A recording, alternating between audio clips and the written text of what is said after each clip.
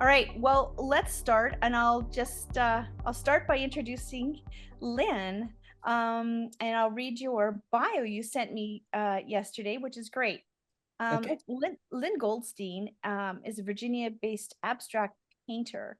Lynn Goldstein enjoys telling people that her first jobs was working in the art department of Ringling Brothers and Barnum and Bailey Circus. She was employed as a graphic designer for 17 years, but painting was never far from her mind. Since leaving graphic design work behind, Goldstein has exhibited widely, winning awards in nationally juried exhibitions and galleries. Her work is enjoyed in private and public collections throughout the United States and Europe, including the United States Securities and Exchange Commission, the Shar Cancer Institute, the Lorton Library in Fairfax County, Virginia, and the United States Department of State. Notably, one of her paintings was selected for the permanent collection in the Jean Haffen Museum in Dinan, France. And Dinan. Dinan? Yeah. Aha. No, it's Okay. French. Okay, yeah. Upon her completion of the artist residency there, Lynn was one of 15 American artists selected to participate in the Caravan Multicultural and International Art Project, which took place at the National Cathedral in Washington, D.C., and the Cathedral of St. John the Divine in New York City. Her installation work exploring her Jewish roots was selected for exhibition at the Smithsonian S. Dillon Ripley Center in Washington, D.C. in 2015, and a different piece was selected for display there in 2017. Lynn is a signature member of the Pastel Society of America. Lynn is also a juried member of the prestigious Washington Society of Landscape Painters. She is also a juried member of the Torpedo Factory Art Center and a juried resident artist at the Workhouse Art Center, where she has her studio. Lynn has taught many workshops in the Mid-Atlantic region, southern France, Portugal, and in Tuscany, Italy. Lynn has also taught workshop classes in the Smithsonian National Portrait Gallery, where she volunteered her time as a docent for over 2 decades. This experience has allowed Lynn to study, understand, and pass on the best America's art masterpieces. So, yes, that's great. I'll just tell you a little bit about myself. I'm a navigator for Mastrius. I've been navigating for almost 2 years now, and navigated for some great artists and some groups that are part of this. I've been painting for probably 30 years, just different mediums all along the way. So I have built up a repertoire of understanding for a lot of different mediums and can put them together not too badly now. Anyway, so I'll just say welcome, Lynn. Thank you. Welcome, Jessica. And for anyone who's watching this later, thank you for joining us. I'm happy to be here. All right. So what I had planned to do for today is to give you a little tour of my studio and talk about how important that has been for me to have a studio space and to take a risk.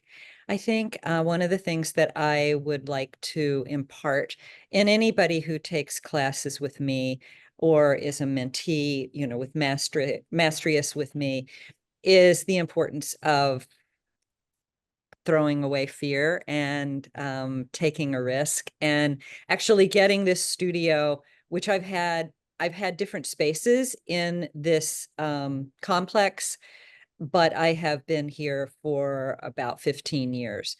And it was not an easy decision for me to make the leap to have a studio outside my home. And I'm not encouraging anybody to necessarily do that if they don't feel that they're ready. But I was definitely ready. And I'm really grateful that I did take that leap, because I think that that has changed the direction that I've taken in my artwork. I was actually not encouraged as an artist when I was younger. This is something that Dee and I have not talked about. I think Jessica knows about this, but I was not encouraged really that much when I was in college. Specifically, I had professors that told me that I couldn't draw and to stop drawing. So I did. I actually stopped drawing openly for about 5 years. And I was drawing because, when you do that sort of thing and when you enjoy making art, you kind of can't stop doing it. You just do it. But I would draw and I would hide my drawings and under papers on my drawing table in my apartment. What ended up happening was I had a friend who was a fellow artist, and he ended up, at one point we were talking on the phone, and we always talked to each other about our days. And he asked how my day was. This was when I was working as a graphic designer. And I said, it was a good day. A client asked me to do an illustration today, and he got very excited. And asked, did you do it? And I said, oh no, I'm not, I don't have any talent in drawing. I can't draw. And he said, you know better than that. And I know better than that. So we aren't going to talk about it again. And I said, well, we're going to talk about something. How do you know that I can draw? And he said, well, I've seen your drawings. And I then asked, were you nosing around my drawing table without me knowing? And he said, yes, I was. And I was like, great. I hope he didn't see my journals. But but anyway, he changed that conversation changed me. And what I ended up doing was I started taking more classes so that I felt more confident. And so as a teacher, I have always tried to see the direction that a student wants to take and help them to do that, rather than, saying, oh, well, you can't do that. Why would you try to do that? I mean, it's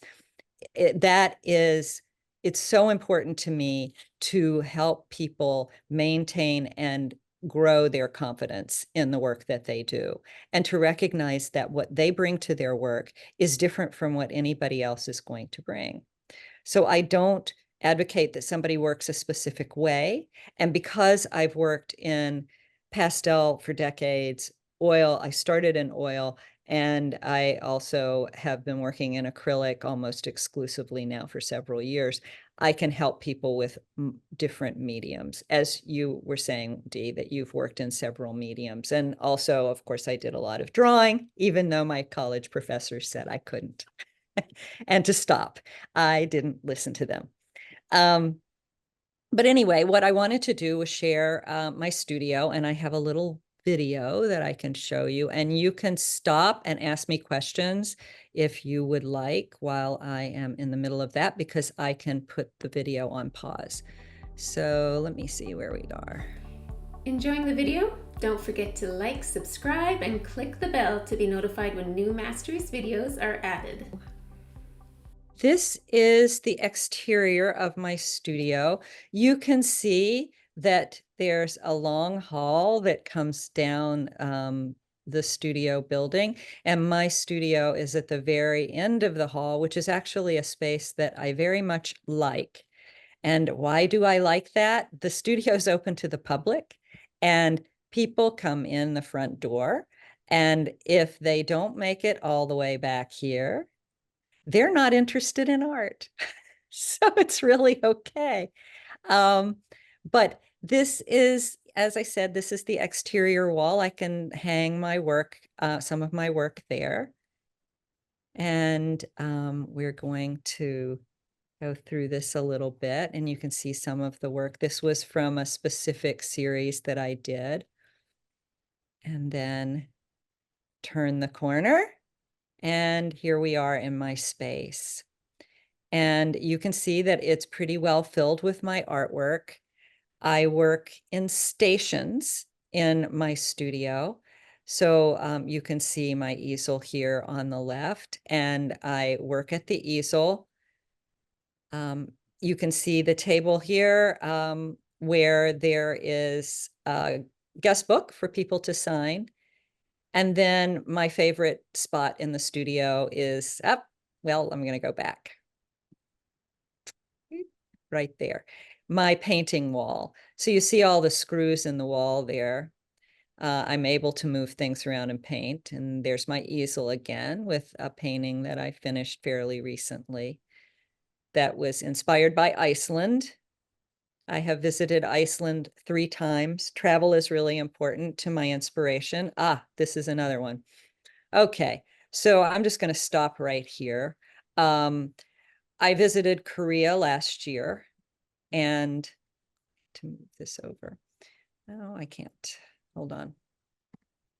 I visited Korea last year, and I was fortunate enough to go to an amazing garden. It was called the Spirited Garden. And one of the reasons that I'm talking to you about this, to fellow artists, is we never know what's going to inspire us. And, you can get up one morning and like in my case, be going to a garden and not really expect much. It's not that I don't like gardens. I really do. In fact, I've been to so many amazing gardens that I didn't expect to be moved by this one.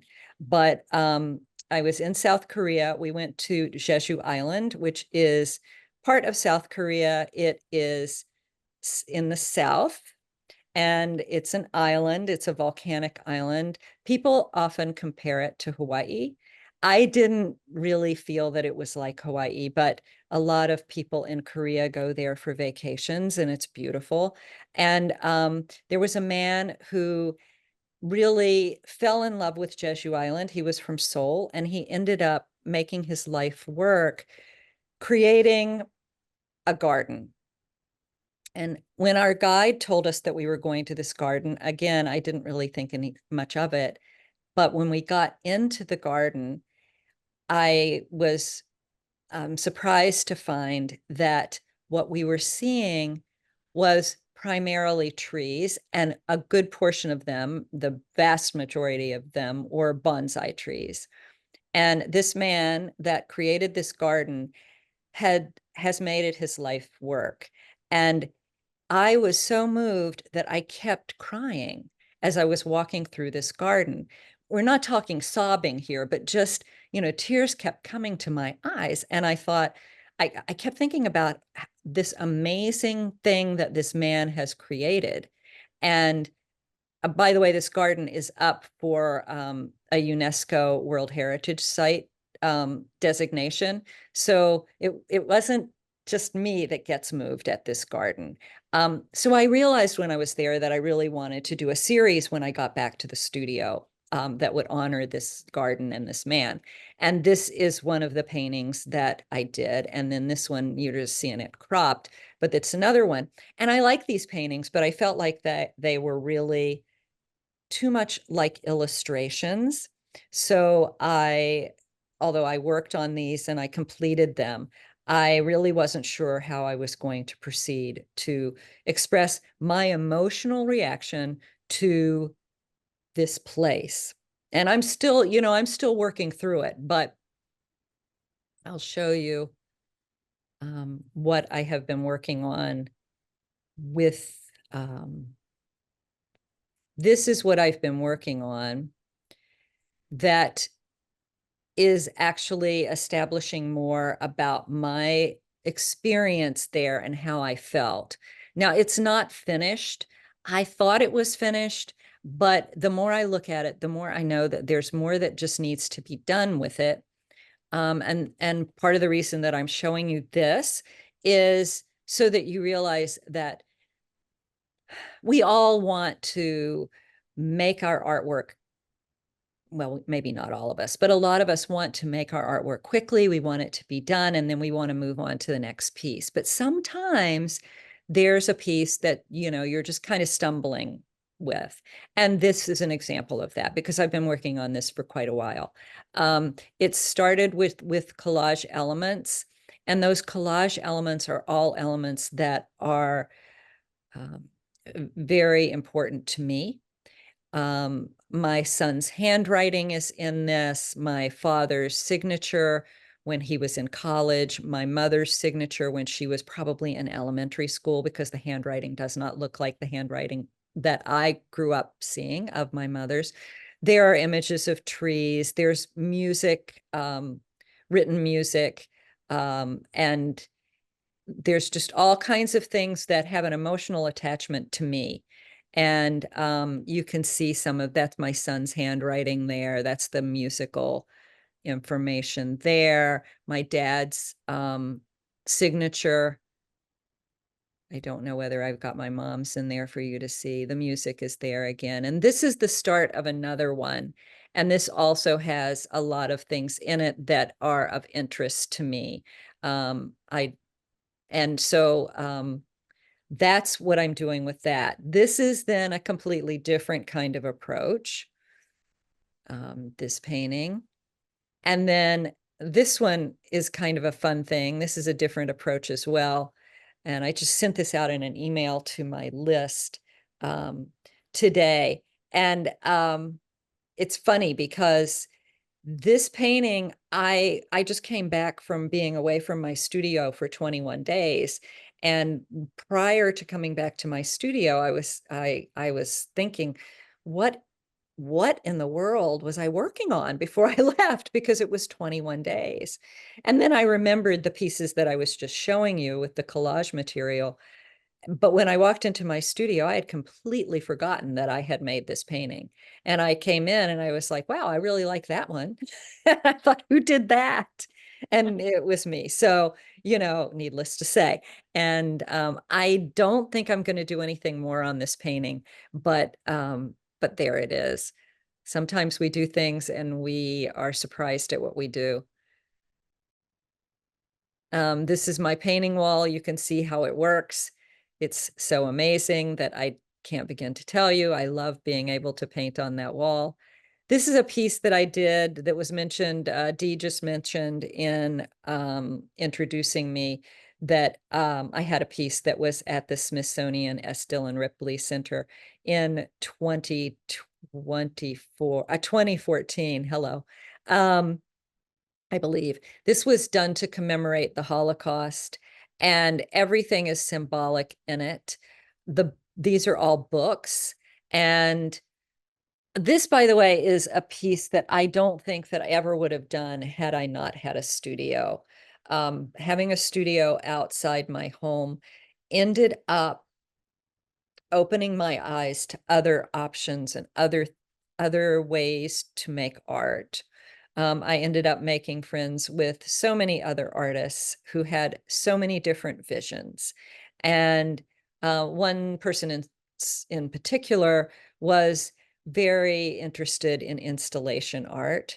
And this is an installation that was partly born from that friendship, but also going back to being inspired by things that are very unexpected. I was inspired by something that I saw in Iceland that ended up in 2012, that ended up spurring this piece. And I don't think that there are any Jewish people that live in Iceland. I'm not really sure, but it was odd that my experience in Iceland and seeing something in Iceland inspired me to do a piece that was commemorating the Holocaust.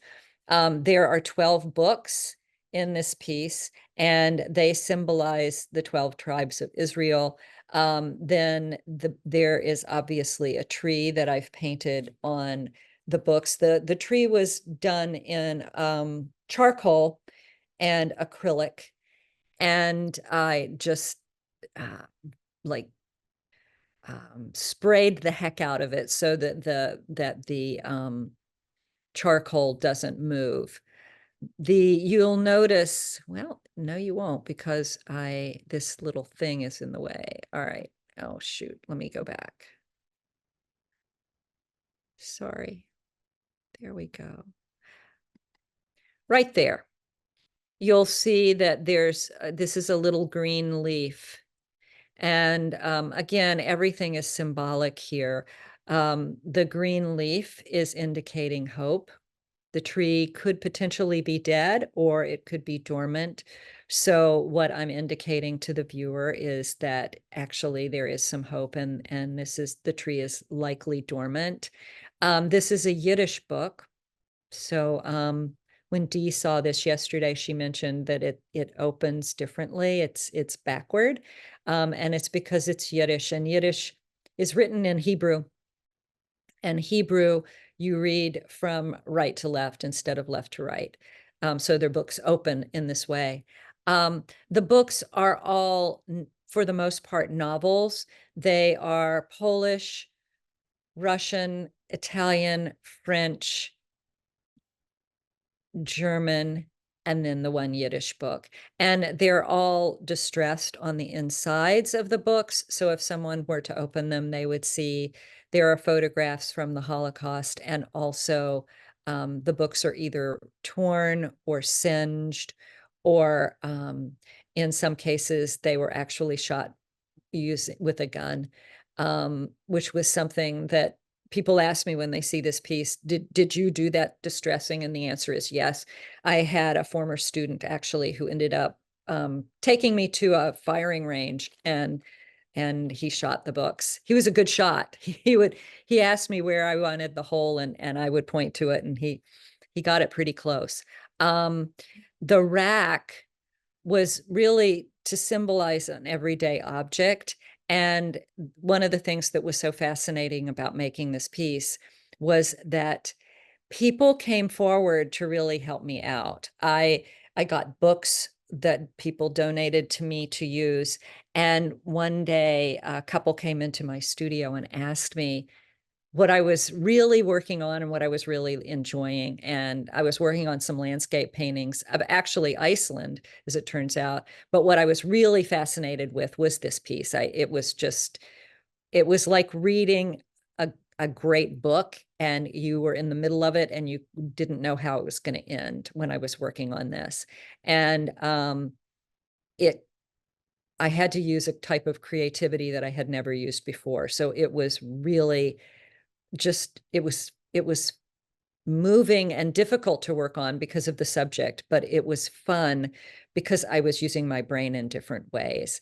But in any event, they asked me what I was working on. I showed them what I was working on, and I said that I really wanted a rack to put the books in. And I said, I can't find one. I've looked in antique stores, I've looked online, I can't find anything, because what I wanted was kind of a plate rack where the plates would be displayed so that you could see what the images were on the plates. And most plate racks in the United States anyway are vertical. So you slide the plates in. In any event, he ended up asking me what I wanted, and I told him, and he just volunteered. He said, I'm a woodworker, I can bang that out in no time. And he did. He used pallets, wooden pallets, that he said the hardest thing about building this was getting the pallets apart, which I thought was fascinating and amazing. And he did a fascinating and amazing job, and I'm so grateful to him. Anyway, this is called Treatise. And as a result of this piece, I ended up getting another opportunity.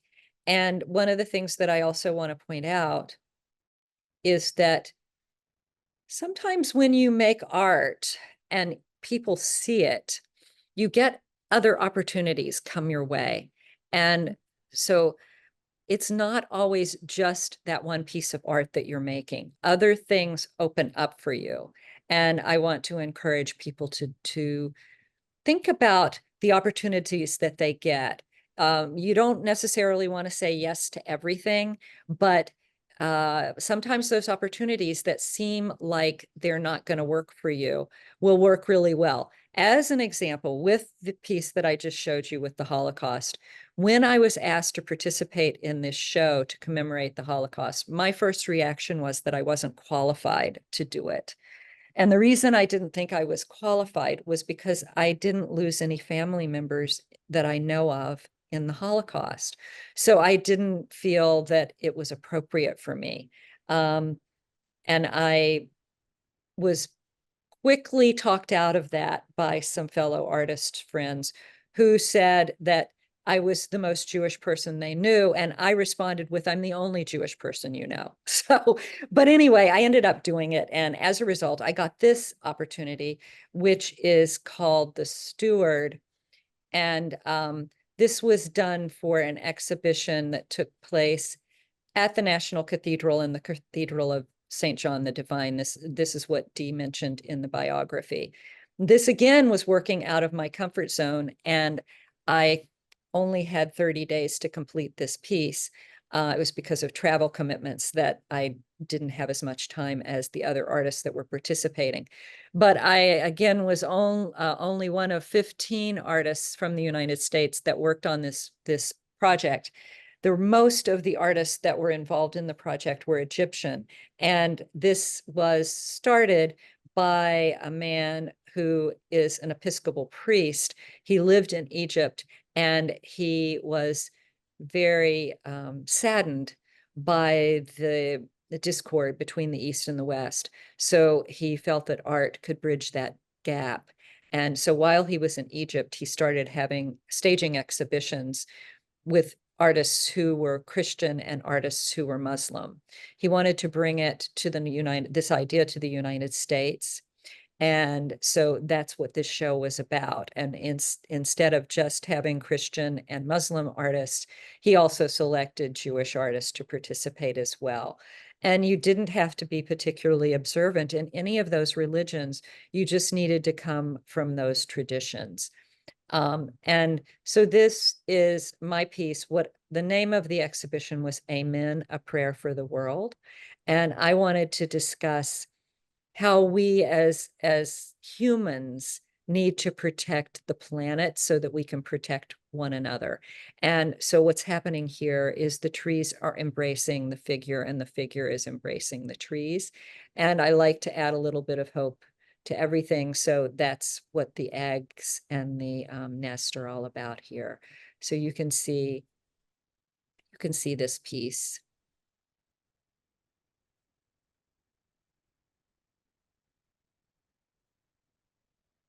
There it is. And then these were done, these pieces were done as a result of a visit to Italy.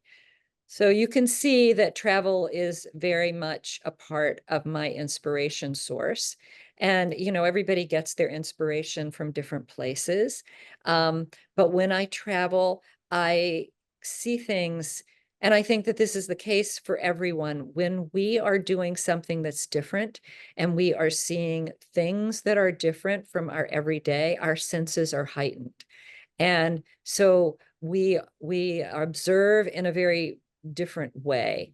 You can drive from here to your local Starbucks or grocery store, and you forget what you saw along the drive.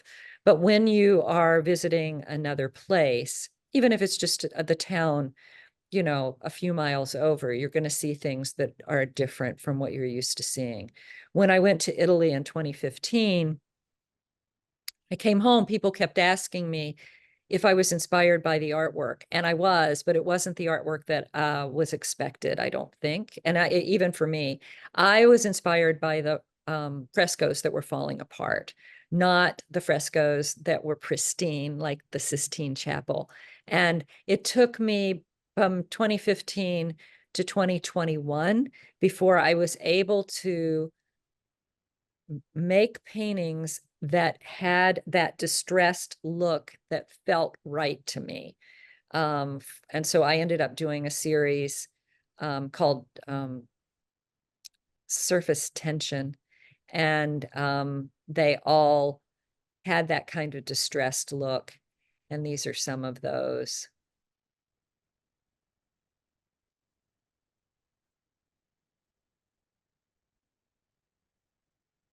Yeah, beautiful. Thank you. And then this is a series that I've been working on most recently, and it incorporates one of my favorite subjects, which is trees. And they'll be going to an exhibition in Maryland in September. And I think that's it. Fantastic. Thank you. Thank you for sharing all that great information and your love of trees. I love trees as well. I don't understand people that don't love trees. They provide a lot of different benefits to us. Yeah, without them, we would not be here. So You know, they're great. Yeah. But yeah, so I want to share my knowledge with others. I've been teaching for over 20 years, and it's been, that has also inspired me. My students ask me questions that make me think in ways that I would never think if I had not been teaching. So I'm looking forward to doing this work with you. Yeah. And it'll be, it's kind of, uh, we do some planning, but a lot of it is very artist and mentee based in how we approach each session. So, there's lots of opportunity for um, mentees, students to ask you to teach them something specific. And that's always incorporated into how Mastrius does its sessions, just because the mentorship is very personal to each person that is involved in the group. So it's Yeah. a great forum for that. And I'm looking forward to that because I think that it will be fun to respond to other people's questions. I like doing that. Yeah.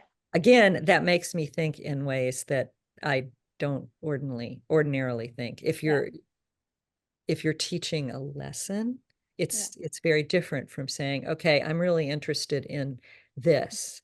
Yeah. How does that work? Yeah. And the group dynamics too are important in that, I might see something that Jessica's doing, or she might see something that I'm doing, and we could be inspired by each other, as well as something that you're teaching us. So there's all kinds of interaction that happens within a group, especially this size. It's a nice size, like with 8 people is a great size to work within. And we all meet mid-month too. So there's the session with you, and then there's a session 2 weeks later approximately, where we get together and we sort of review the homework a little bit and kind of encourage each other. That's part of the group too. So yeah. It's so anyway. So Jessica, do you have any questions?